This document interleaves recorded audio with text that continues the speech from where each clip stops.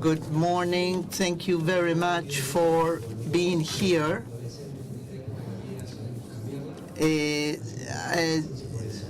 I apologize because we have changed a little bit our presentation. I introduced the speakers, Professor Johannes, he is director of the Institute of Biological Control of JKI, Germany. He is responsible for the generation of planted crops.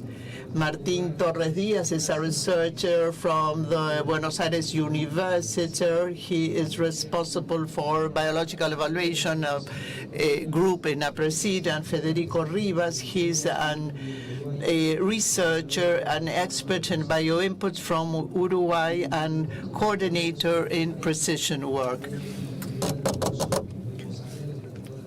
This panel is a continuation of the panel that we presented yesterday that had to do with the inputs.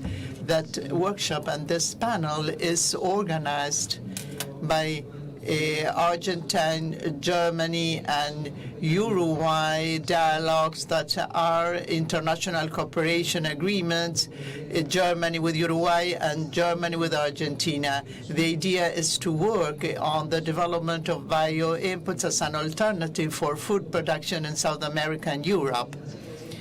Yesterday's workshop had two modules. One had to do with the technical scientific part, and the second part that had to do with registrations, regulations, etc. Today's panel is telling you what things we pointed out yesterday, and speakers today can expand a little bit more what the situation is like in each of our countries.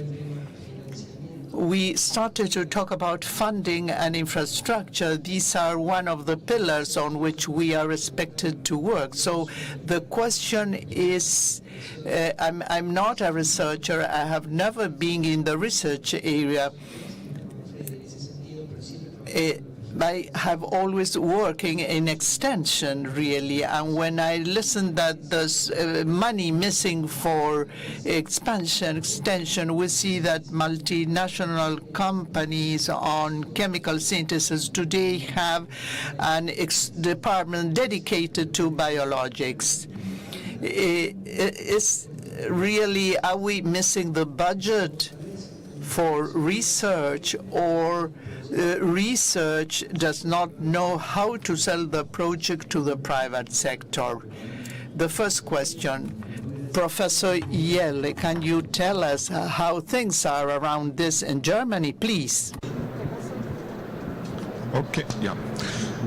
Welcome and thank you very much for being here. I apologize for not speaking Spanish, but I will try to do my best in English. Yeah, we had a very, I think, interesting discussion yesterday about also the differences between South America and Germany. And what I learned from here is there are kind of bio-input strategies. So this is something we are not having in Germany. But we have different strategies in Germany, and Germany is a part of the European Union, and it must be very clear that. Could you close? Wow, I can hear me very well. Okay. Thank you. So Germany is a part of the European Union, and most of the activities we are doing in Germany are of course embedded in the policy of the European Union. You may have heard about the farm to fork strategy, which is a very important strategy to reduce chemical fertilizers, to reduce the use of chemical pesticides, and to go towards what is here, the phrase is bioinputs. So we are talking about biocontrol agents. Using biocontrol is one thing, and on the other thing also about the biostimulants, which is a quite new category for Europe. It's only now in the fertilizing product regulations since about 2 years, and we are learning now to integrate biostimulants in practice, but also for the regulatory things. In terms of science, of course, if the direction is given, the funding is given, we have many programs from the European Union, but also in the federal scheme, like the federal organic scheme. We have different strategies, the arable crop strategy, the protein crop strategy, and here funding is given by the government but also by the European Union. Okay. Thank you, gracias. Sí, vamos con Uruguay y con... What about Uruguay? Can you share with us your point of view? Can you hear me? Thank you for the invitation to participate in this panel.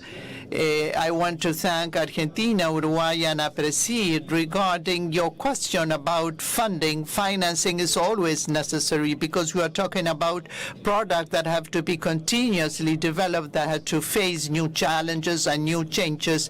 Today we are facing a huge challenge, which is climate change.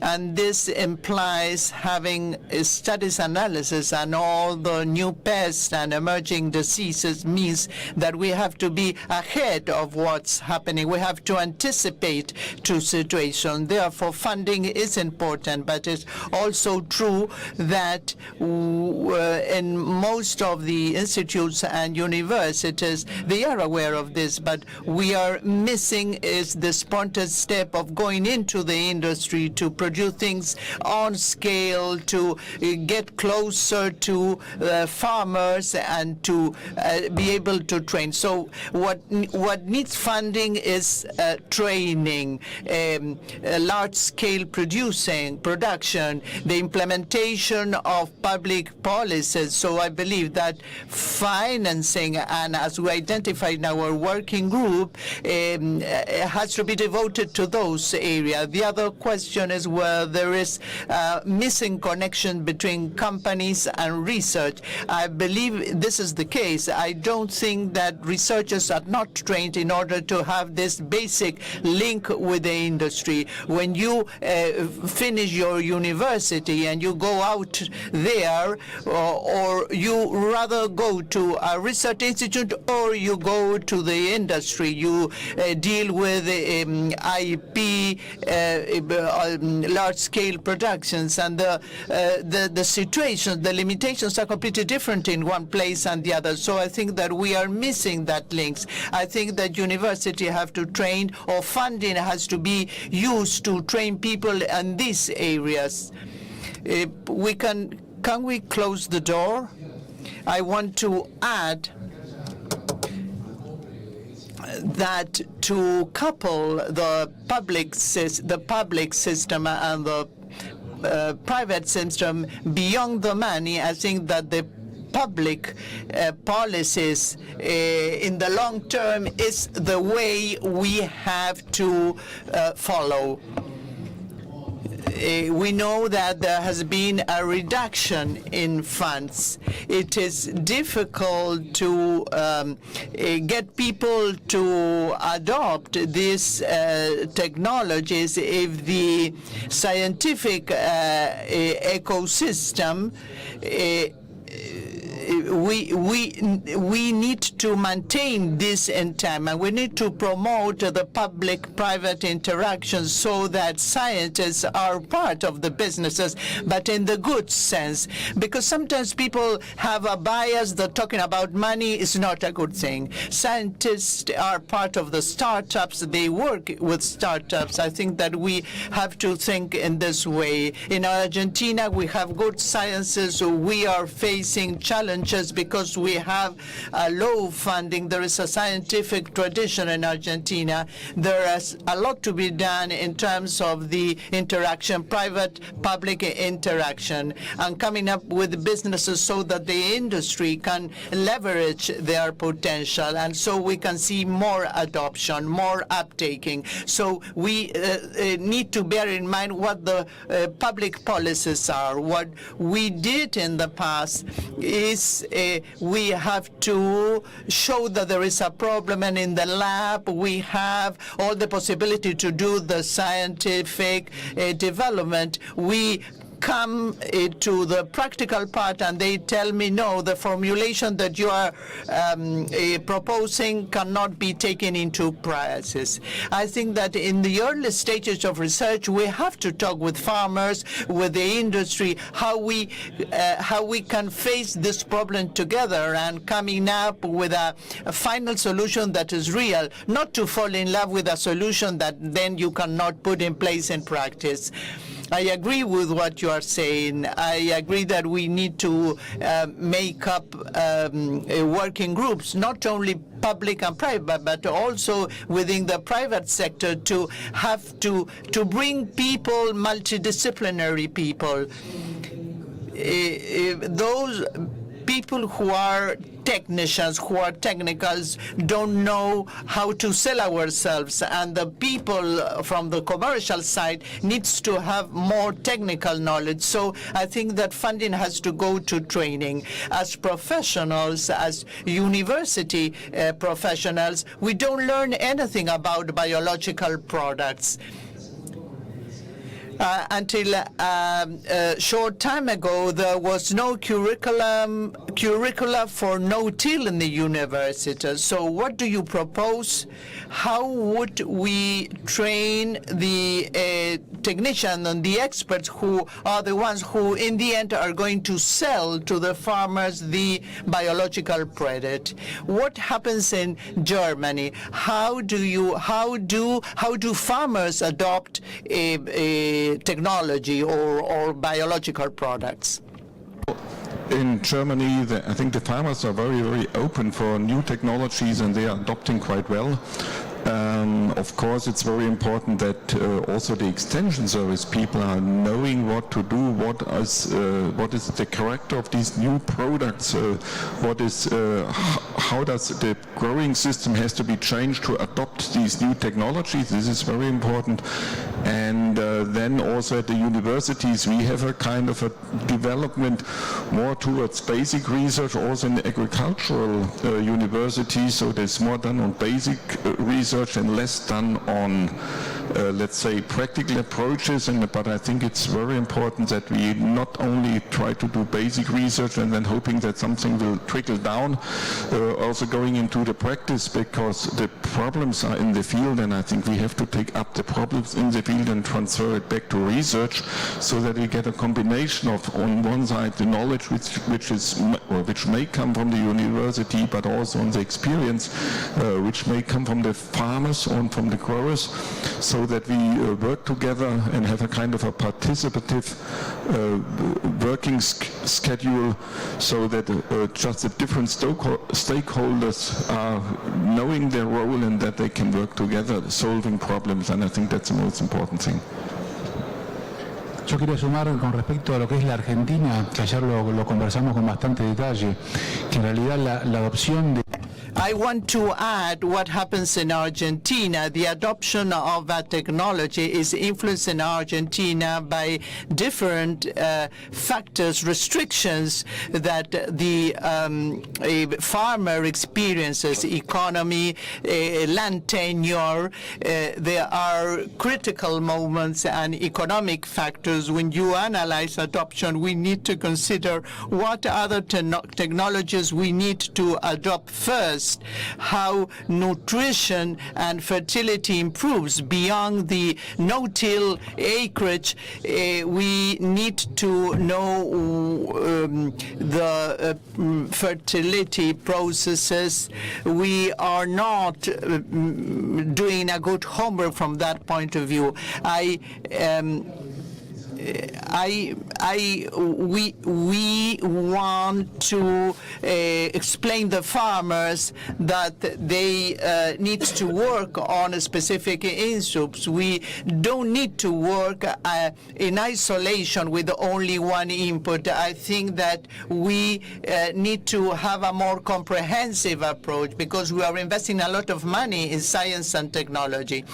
I would also use this money in training sales forces and companies to train people from the INTA and from the universities, try to have universities more closely connected to rural extension. Sometimes there is a detachment between universities and the INTA, the Technological Institute, Agricultural and Technological Institute, and research. We are talking about a technological and social issue. Sometimes we disregard all these factors that have to do with the restrictions faced by farmers. We are not seeing the whole picture. We need money to reduce this, not only yield gaps, but only to close the knowledge gaps. Why this is not getting to the practice? We need to think of how we can get science to reach the practice. I can't add too much about what Martin said. We know that training is central. Today we are experiencing a change in the way of planting and the way of producing, and inputs are complex by itself. Those who are knowledgeable about this topic, who participate in these and other panels, know that this is a complex problem. I think that companies need to provide training because they want to sell their products. If the farmer does not receive the explanation that he cannot apply this at midday or cannot apply that product when it is very hot, the product won't work. Something that is missing also, at least in Argentina and in Uruguay, in the curricula of science, in agronomics and veterinary, or any other areas related to agriculture, there are no courses. There's no training or learning about biological control. So I think that there is an important gap in the training of professionals as regards inputs, and this is very necessary. We need technical people, experts in the field that can give advice to the farmers. So I think that it's a very important area, training. Yesterday we talked a lot on putting the focus on the scientific side in the university.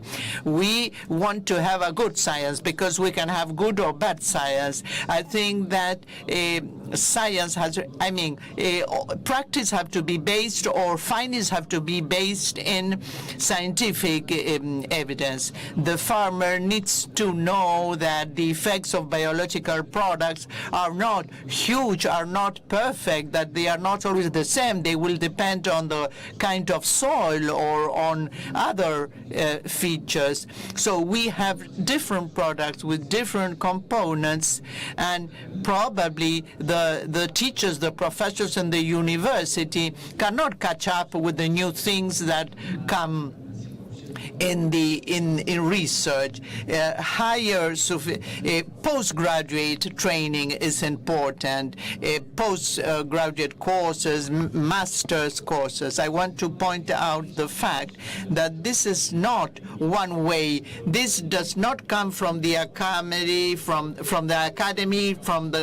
the company and to the farmer. It has to go also bottom up, because the climate facts, the characteristics of the field, the characteristics of the plant require different approaches. So we will be able to improve if we have a feedback from the farmer, so we can improve what we research and what we find.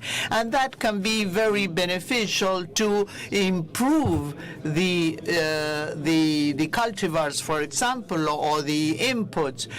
So I think that this would help us solve problems.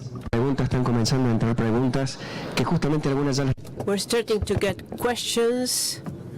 Some have already been answered, but we, the members of this panel, may all have our own ideas, and it also depends on where we are in the chain, whether we're technical people, researchers, scientists, but you as researchers and as representatives of your own countries. Yesterday, we talked about the need to understand biological products as supplements and not as replacement of chemical synthesis products. Martin, you said that many biological products are also chemical products if we get into more detail. But what do you think about the following? What should be the approach to biological products considering the complex agricultural and cattle breeding systems, which we know is not simple? Johannes, what do you think about this? So the first question. Yes, Lord. So the idea is the following. Yesterday, we were talking in our panel about the fact that you need to understand biological products or to see them as a complement of chemical synthesis products, not as replacements. I'm talking about that. You as researchers, how do you see these products and what is your advice? I got the question, thank you. The biological control agents, they're very diverse and they have a lot of diverse functioning too. So, and some of them can be easily combined with chemicals, others cannot be combined, or it's more complicated to be combined. So what we are needing is a kind of a system for each crop actually, also then for the pests. I can give you examples. For example, we are having systems in Germany on tomato protection. They don't need any chemicals for insecticides because everything can be done with beneficials.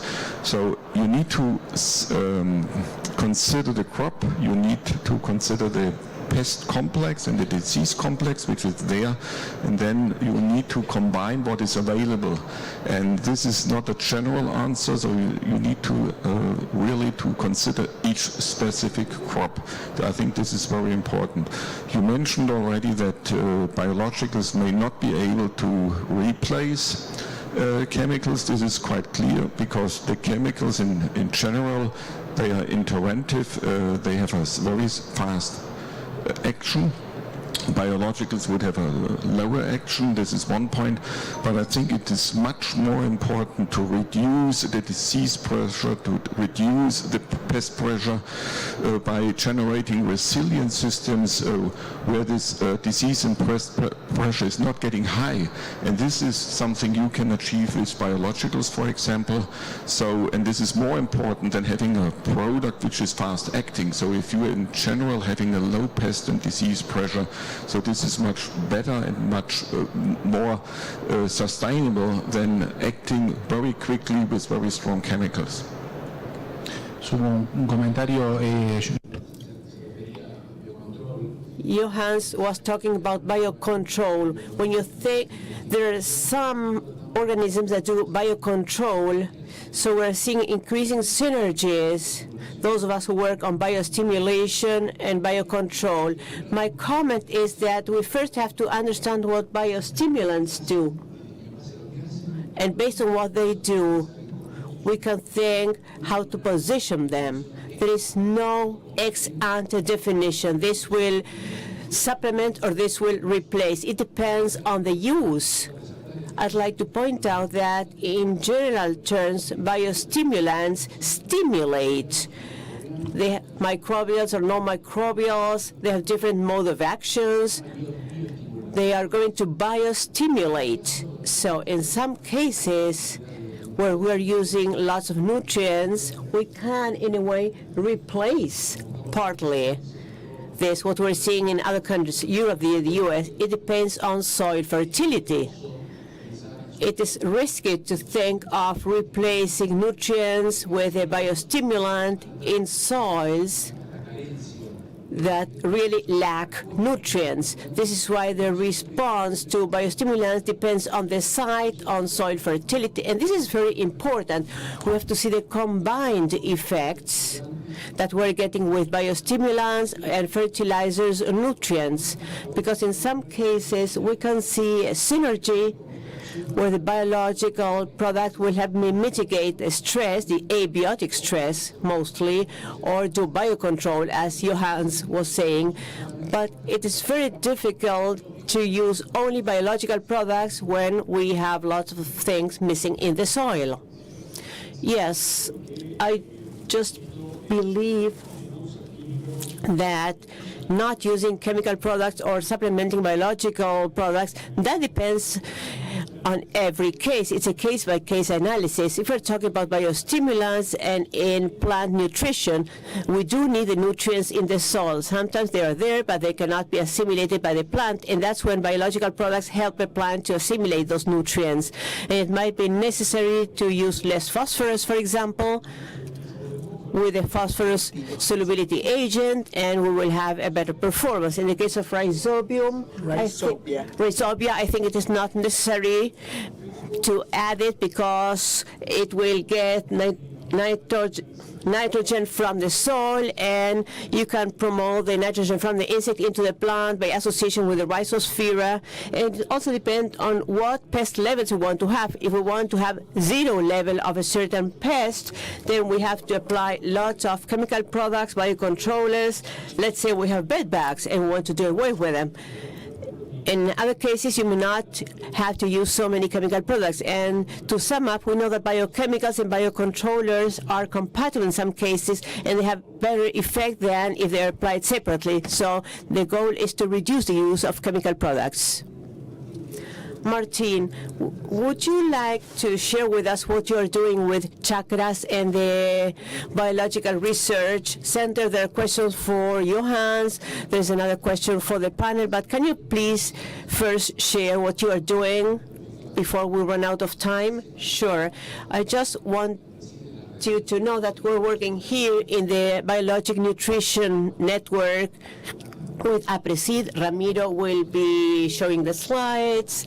I want you to know that the goal of this network is mostly to bring to growers many of the things we mentioned today, science-based information about bioinputs, biostimulants, biofertilizers, and this is what is missing. There is a lot of information that is not always based on the evidence we're seeing in the scientific field. So this is the goal. This thematic network works within the framework of the chakras system. You can see all the components of that system there.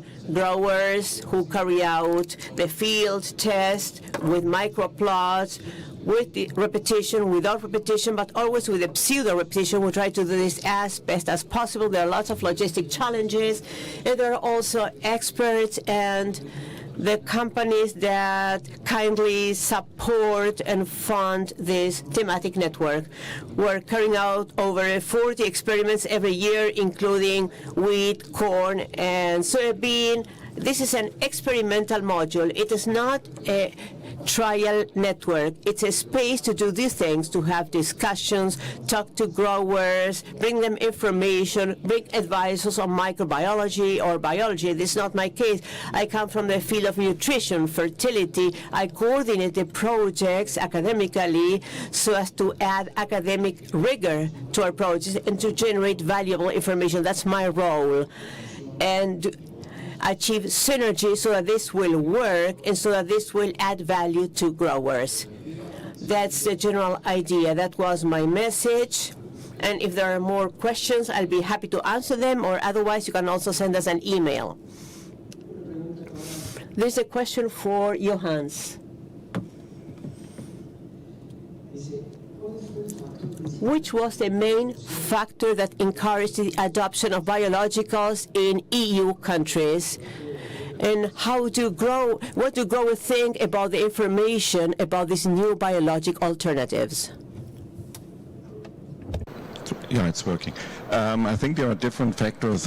Of course, there is a kind of a societal demand for having food with less residues. This is actually a development which is already for many years, and actually we had retailers setting their own residue levels which were much more stronger than we had it on the legal base. So this was a very important development in the past. Now we are having the farm-to-form strategy. We are having the Actually, we have the Sustainable Use Directive, which is from 2011, which also expected from the different EU countries putting up national action plans to reduce the use of chemicals.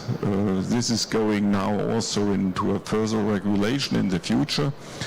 But in general, it's the demand of the consumers to having food produced which is less, has less residues on chemicals, which is more sustainably produced, and we have also a development towards more organic farming. We have in the European Union, we have national organic plans. In Germany, we have the political aim having organic farming on 30% until 2030.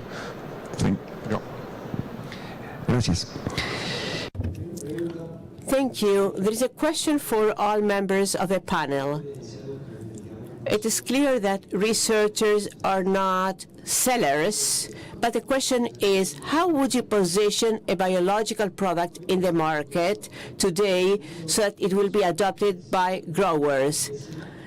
Understanding that it is species dependent in that it is not stable in time. I'd like to say that besides being a researcher, I'm a consultant and I work with growers and with companies that sell and position products. So I am familiar with the different environments. I think the best thing that a company can do to position any product or service is to have a value proposal that is appropriate. And this, unfortunately, implies running experiments during many years and throughout many sites. The only way to assess at field level, starting with a laboratory scale, of course, all that sequence you have to go through. The only thing you have to do is to be clear about the mode of action of that input that has to be scientifically determined. You cannot fail to know what the product does. You need to have a general mode of action. I'm not talking about a chemical mechanism, but you do need a mode of action, and you need to carry out several experiments in several sites over several years to know what the minimum, mid, and maximum effect is. That's the basic information you need. I absolutely agree with you.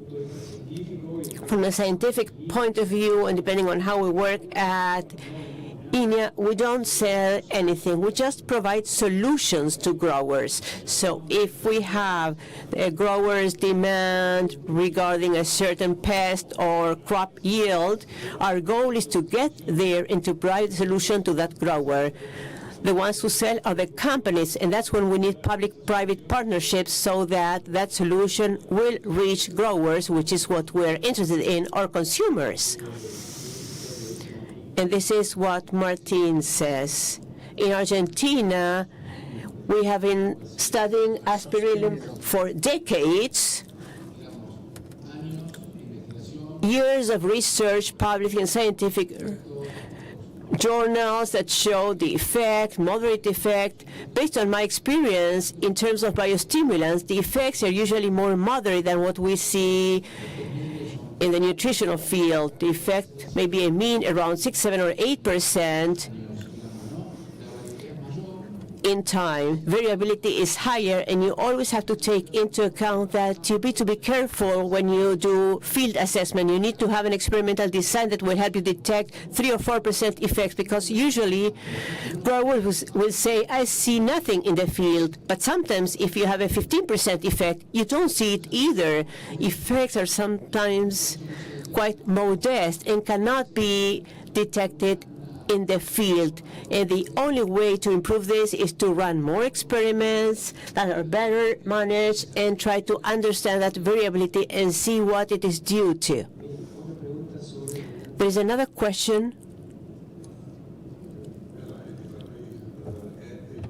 The German perspective, My experience is that, of course, the scientists do not know too much about the economic needs, and they do not know too much about the regulatory needs. So I think the good strategy is to work very early together with companies, because they will tell you very early whether a product is going to the market, if there is a market, and if there is a return of investment. And we have very good programs in Europe working together or funding research together with SMEs or also with bigger companies. And these are national programs, but also European programs, and I think this is very important. Bien, y un poco en relación a lo que... And along the same line, there is a question about whether the inclusion of biological agents in the EU led to increased production costs, higher production costs. Yeah, if you only look at the production, there might be an increase of costs because, of course, the products might be more expensive, and if you go into organic farming also the yield may be reduced. But what we are not considering also is the external costs which are used by the current or conventional production systems. And I think if you include also these kind of external costs, then in long term using biologicals can be more sustainable than the current production system. Otra pregunta para... There's another question for all members of the panel. Are there developments focusing on microorganisms that will improve the soil rather than focusing on the plant, which is the most usual thing? The question is whether there are studies or microorganisms. Microorganisms, yes. The use of microorganisms improves the soil microbiome. Sometimes it's a non-chemical effect. We know that chemical products reduce microorganism populations both in the plant and on the soil. So sometimes maybe it's not just one specific microorganism, but the use of this technology that helps the soil to have a better microorganism population. Same thing with the plant. Last question, because we're running out of time. When adding nutrients through fertilizers, will the nutrient microbiological cycles become reduced or not? I think I will get in trouble here. I follow what is promoted by IFA International, which is a responsible nutrition panel. And this shows that if you apply the principles of good management of nutrients with a diagnosis, balanced nutrition, and if that leads to an increase of organic matter. There are several studies carried out in Argentina, and we see that in fertilized systems with traditional products, microbial activity improves, biological rates improve. But sometimes when you take a look at the biojoyous cycle, you may see the specific effect of a biofertilizer. I mean, this question should be answered considering a very specific case. In general terms, what I think is that if you manage a nutrition and biostimulation program that is balanced and that uses PGPR, then the soil should improve.